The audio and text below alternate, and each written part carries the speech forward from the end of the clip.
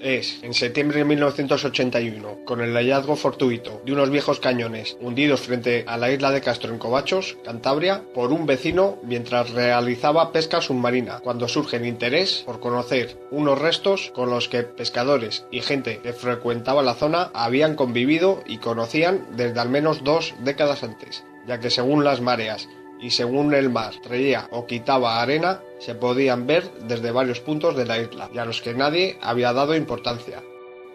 Una mañana, después de haber pasado muchas veces por el mismo sitio, vi algo que mi subconsciente recogió. Seguí nadando, pero mi mente me decía: ¿has visto un cañón? Bajé al fondo y lo era. Antes de llegar a la isla, ya había descubierto 3 más. Es este mismo vecino, pese a que su idea inicial fue la de recuperar y quedarse en los cañones, movido por el temor de que fuese ilegal, quien decidió informar a las autoridades de lo que allí se encontraba.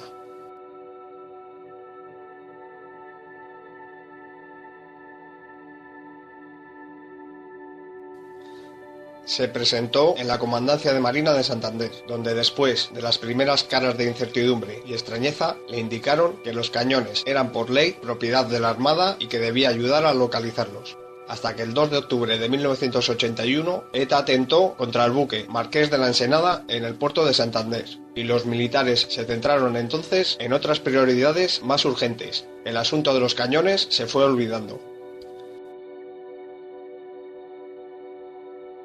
Años más tarde, la historia llegó a los oídos del por entonces alcalde de Santander, don Juan Ormaechea, al que el asunto le interesó y decidió que podía ser el Ayuntamiento de Santander quien se haría cargo del tema. Don Manuel Martín Bueno, subdirector general de Bellas Artes y especialista en arqueología submarina, y José Luis Casado Soto, director del Museo Marítimo, fueron los encargados de hacer el estudio. El primero, junto con un buceador que habitualmente colaboraba con él, y buceadores de los bomberos de Santander, se sumergió para inspeccionar la zona. El segundo se dedicó a buscar en los archivos documentos antiguos que hablase de un naufragio en ese sitio. Pese al interés mostrado, parece que los medios no acompañaron. Quizás lo que motivó realmente a tomar la iniciativa al Ayuntamiento de Santander pudo ser más la búsqueda de una campaña propagandística, como se consiguió con la publicación de la noticia en medios locales y nacionales. O puede que la importancia de un estudio de este tipo fuera infravalorada. No se aportaron los medios humanos ni materiales adecuados, con lo que tampoco el trabajo de campo obtuvo resultados significativos.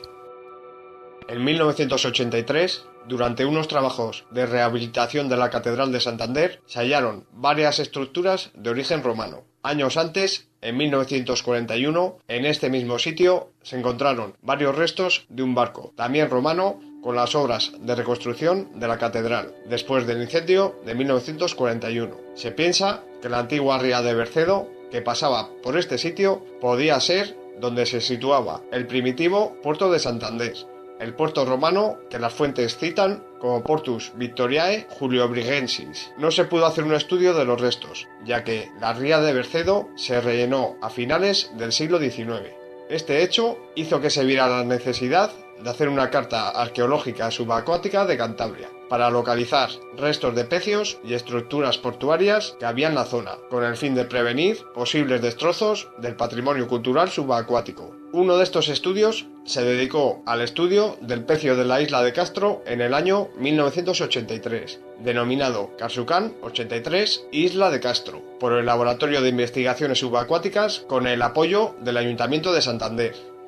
Esta segunda campaña ya se enfocó de forma diferente, hasta el punto de que incluso se arregló el entorno para que los vehículos pudiesen acceder más cómodamente y cargar y descargar el material, o que los buceadores, mediante escaleras, bajasen hasta la misma playa en vez de escalar por las rocas. Los trabajos, que duraron varios meses, sacó a la luz 9 cañones de hierro colado, la mayoría de calibre 12 y unos 2,60 m, fundidos entre el siglo XVII y XVIII. 2 anclas, una pelota de munición y algunos objetos sin identificar. También se fotografió y cartografió el área del naufragio. De los restos estructurales del barco parece que no quedó nada. En 1992 se realizó una exposición, Arqueología subacuática en Cantabria, un patrimonio secular en peligro, en el Palacete del Embarcadero, donde varias piezas encontradas fueron expuestos en ella. El último interés por la investigación de los cañones de Covachos fue en 1994, cuando la Fundación Banesto planteó una tercera campaña de investigación, pero los problemas que se produjeron en el banco al que pertenecía la fundación hizo que se suspendieran todas las tareas. Pero, ¿qué se pudo averiguar sobre la historia del barco? ¿Quiénes eran? ¿De dónde venían? ¿Qué les sucedió? Casado Soto, el encargado de encontrar información en los archivos históricos, se encontró con dos problemas. El primero es la falta de documentación, ya que en los años 40 se incendió la comandancia de Marina donde se guardaban este tipo de documentos. El segundo, que los propios ayuntamientos se deshacían de estos viejos papeles, a los que no daban ningún valor. Aún así, consiguió encontrar estos dos documentos en los que se describe un pleito entre Guillermo de Alúa, capitán de un barco inglés, y varios vecinos del municipio de Arce. El primero, fechado en el año 1641, nos cuenta cómo son denunciados y condenados varios vecinos de Arce, ya que pese a que decían que habían conseguido derrotar un barco inglés que les estaba atacando, parece, y como debió demostrar el capitán Guillermo de Alúa, fueron los vecinos que al ver que se acercaba a dicho barco, le asaltaron con la intención de robarlo. El segundo es del año 1643. Guillermo de Alúa, junto con el capitán Fernando de Herrera Miengo, vuelve a denunciar a estos vecinos, ya que al parecer habían incumplido el acuerdo y no habían conseguido devolver el importe de lo robado. Fernando de Herrera Miengo habría avalado a los vecinos, siendo la deuda de 7 duros de vellón más otros 400 de salarios. Con estas pruebas y los datos obtenidos en las investigaciones arqueológicas, Casado Soto, como publicó en el libro Tragedias en las villas marineras de Cantabria, llegó a la conclusión que los restos del barco podían tratarse de los restos del barco del que se hablaba en los documentos de Arce. Según parece, en enero de 1641, un barco mercante de Guillermo de Alúa, nombre del que Casado Soto cree que sea una castellanización del verdadero nombre del capitán, fue sorprendido por una galerna mientras navegaba por las costas de Lencres. Intentó buscar refugio dentro de la playa de Covachos, protegido de la tormenta por la isla de Castro, pero el viento desvió su rumbo, lanzándolo contra las rocas donde naufragó. Más tarde, y como parece que era bastante habitual, se produjo un robo por parte de los vecinos. En esta época, en la que la población tenía bastantes carencias, un naufragio podía suponer un regalo, produciéndose un tipo de piratería llamado de tierra o raqueros. Quedan aún muchas incógnitas sobre esta historia, como cuál era el verdadero nombre del capitán, cuál era el nombre del barco que transportaban o hacia dónde iban. Hoy en día, a través de Internet se pueden acceder a los más importantes archivos del mundo, pero no se encuentran archivos que complementen los archivos de Arce, aunque esto no quiere decir nada, y la explicación puede ser muy sencilla. La falta de documentos. Como se puede leer en el documento de Arce, debieron de existir por lo menos otros dos. Uno en los que se describía la mercancía robada y otro en un archivo de la Real Audiencia del Partido de Burgos, que o han desaparecido, bien sea en el incendio de la Comandancia de Marina o en otra circunstancia, o siguen ocultos en algún archivo. También la falta de documentos ingleses, ya que muchos se destruyeron durante la Guerra Civil Inglesa de 1641. Aún así, aunque obviamente los datos y conclusiones de Casado Soto son las que se puede considerar como más lógicas y acertadas, la curiosidad por averiguar todas las incógnitas lleva a probar otra estrategia: reinterpretar y poner en duda, aplicando cierta lógica, lo conocido, y parece que la lista de posibilidades crece exponencialmente. Alguna nos lleva a caminos sin salida y sin ningún sentido, pero otras parecen bastante razonables. ¿Realmente los vecinos de Arce no se defendieron de un ataque o pensaron que lo estaban haciendo? Las costas de toda Europa eran constantemente acosadas y atacadas por barcos enemigos, barcos piratas o con patente de corso de alguna nación. Justo un mes antes se había producido una rebelión en Portugal. El trasiego de barcos y la actividad bélica, que ya era alta en estas costas, aumentó considerablemente, siempre con el temor y la incertidumbre de la gente de quiénes eran los aliados y quiénes eran los enemigos, si el amigo de hoy no es el enemigo de mañana, o simplemente el barco fue confundido con el barco de otro país.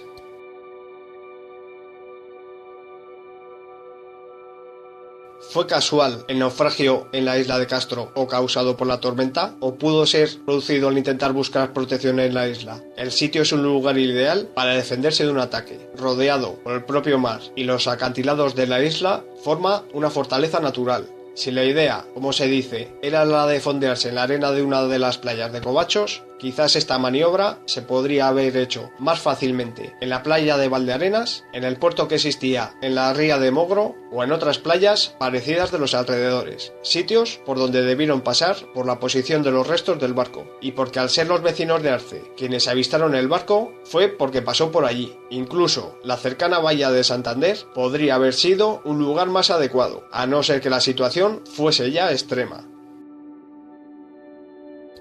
Resulta también curioso la reacción de las autoridades ante el hecho que se había producido. Como se ha dicho, era habitual que vecinos de lugares en los que se había producido un naufragio aprovechasen para hacerse con todo lo que pudieran robar. Un caso que puede servir de ejemplo fue lo que sucedió con la Armada Invencible, cuando los barcos destrozados por las tormentas fueron asaltados y desvalijados cuando se acercaban a las costas de Irlanda buscando protección. La reacción de los jueces, dando la razón a Guillermo de Alúa, o la reacción de Fernando de Herrera Miengo, avalando a los vecinos de Arce, choca con la idea tan negra que se tiene de esta época. Quizás el miedo a evitar conflictos con otros países mientras se estaba produciendo la guerra de Portugal, o porque hubiese alguna relación entre Guillermo de Alúa y Fernando de Herrera que se desconozca. También se cree que era un barco mercante, pero ¿realmente era un barco mercante? Aunque en los documentos de Arce se menciona la existencia de unas mercaderías, hasta mediados del siglo XVII la diferenciación de un barco de guerra y otro civil era casi nula. Incluso barcos mercantes ocasionalmente eran utilizados por los reyes y alistados en flotas de guerra. Se les otorgaba patentes de corso para atacar a barcos enemigos. Incluso barcos militares eran utilizados como barcos de mercancías. Aunque el barco transportase alguna mercancía, es posible que se tratase de un barco militar. De Guillermo de Alúa se dice que era capitán. Concretamente se dice, uno de los barcos del capitán Guillermo de Alúa. Es decir, el título de capitán podría hacer referencia a ser un capitán militar, no simplemente capitán de barco.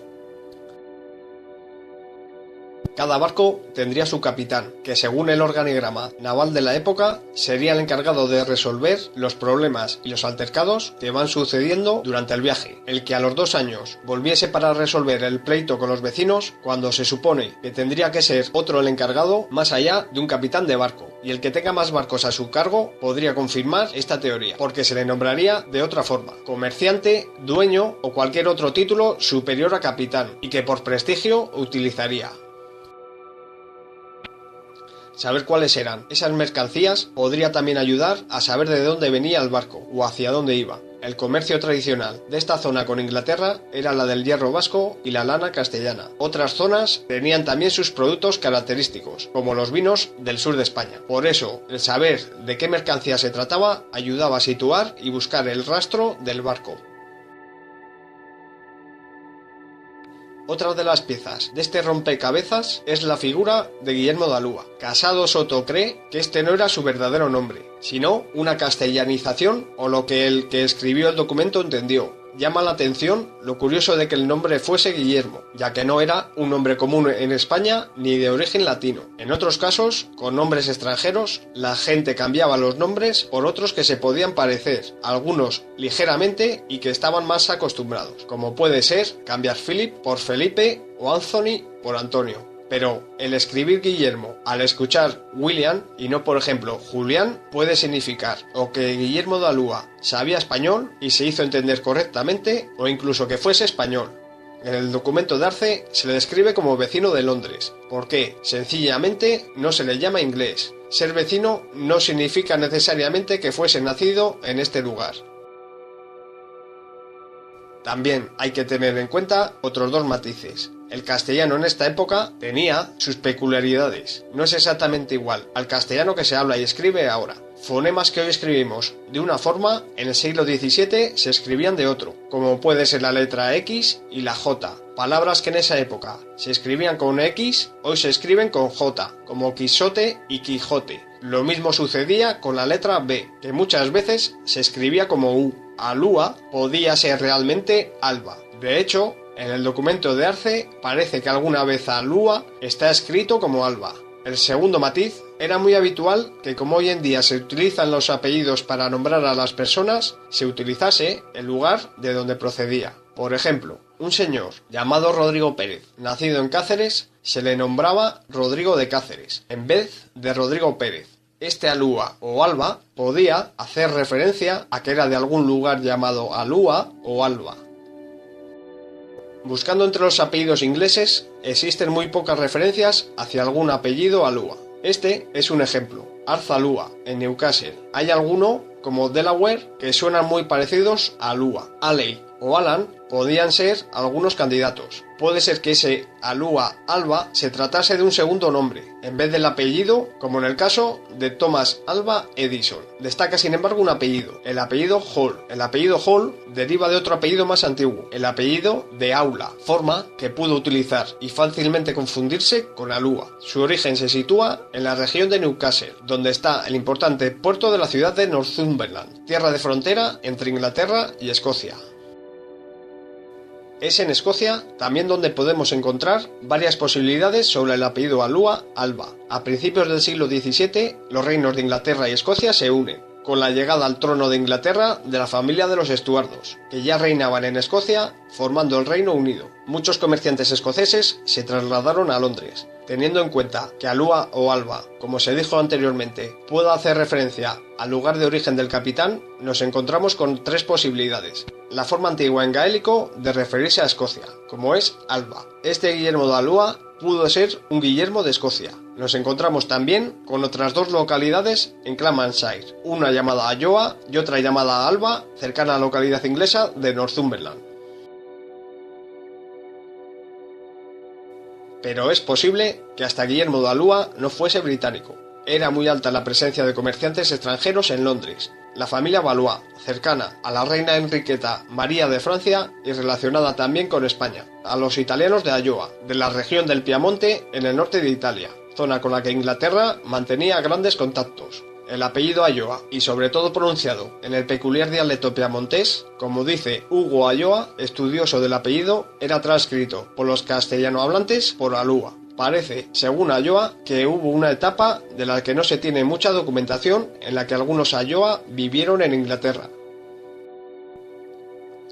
También podemos encontrar candidatos aquí en España. Comerciantes castellanos habían viajado desde hacía varios siglos hasta Inglaterra, incluso invitados por reyes de Inglaterra a establecerse en Londres y otorgándoles la ciudadanía. En 1641, la situación política entre España e Inglaterra era de alianza oficialmente, aunque no era verdadera. Inglaterra, como punto intermedio en los viajes hacia el norte de Europa, era usada como centro logístico o de escala entre España y los Países Bajos. Existen algunos apellidos que pueden coincidir con Alúa, como son los Alba, apellido que proviene de la localidad salmantina de Alba de Tormes, el apellido Albia, que toma el nombre del viejo barrio de Albia en Bilbao. De esta misma época es Fernando Albia de Castro, que firmaba sus documentos como Alúa de Castro, inspector general de la Armada del Rey y Fuerzas Navales Españolas en Portugal, donde estaba cuando se produjo la revuelta portuguesa en 1641.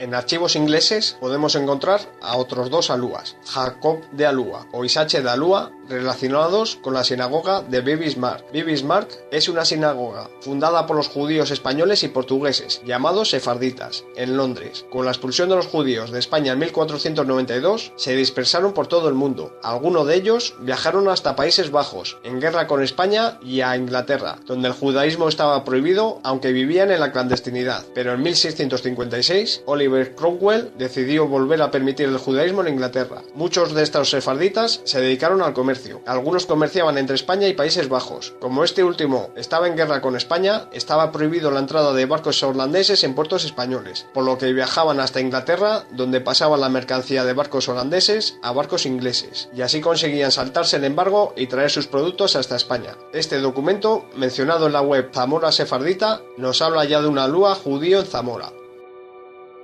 Otro Alúa español le podemos encontrar en este documento del Archivo General de Indias de Sevilla.